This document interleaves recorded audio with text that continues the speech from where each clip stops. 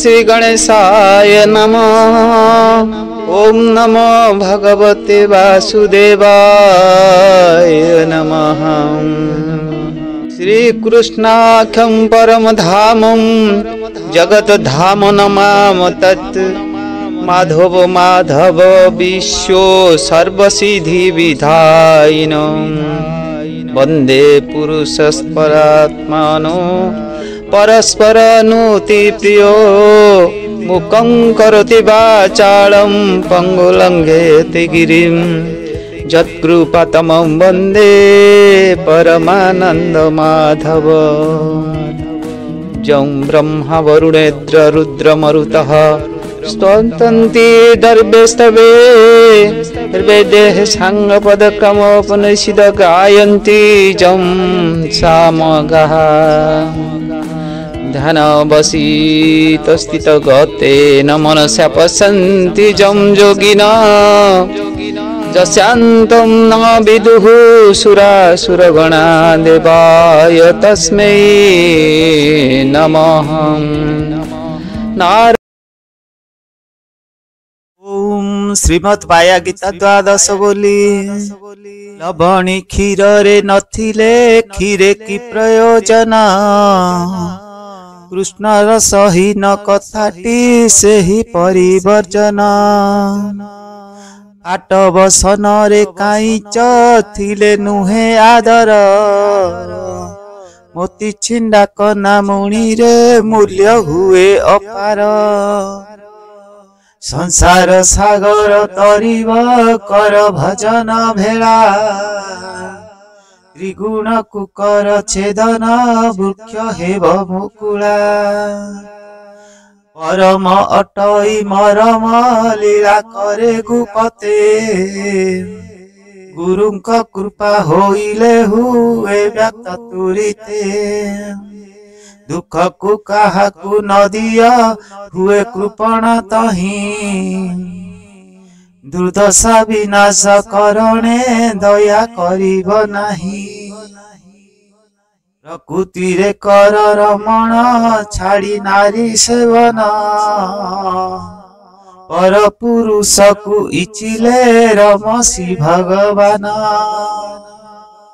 साधु पदर जे बड़ा मति पाइब गति। पर कार्य हुआ समर्थ निजे कार्य विरक्ति। पाप बलु कली जुगरे जीव हुई राजा। राजसिक भाव तेजिना कर श्री गुरु पूजा। कल्पतरु प्रभु अटंती तांकु कर स्मरण।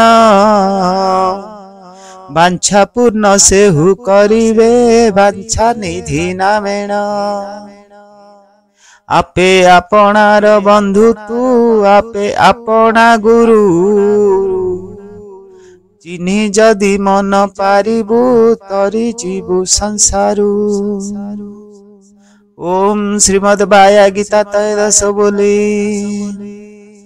मलय पवन लागिले निम्ब हुए चंदन। सजन संगरे लभई प्रणिताण जुजन। मलय पवन लागिले निम्ब हुए चंदन। सजन संगरे लभई परित्राण दुजन। तुलसी संगरे पटही देवशिरे चढ़ई। साधुंक संगते अधम सदगति लभई। परसम शिर संजोगे लुहा हुए कांचन। सन्यासी संसार सागरे तारे संसारी जन। मंजी मध्य गच्छ लुचिछि डिंब मध्यरे पक्षी। एही रूपे सबु ठावरे ब्रह्म सीना व्यापिछि।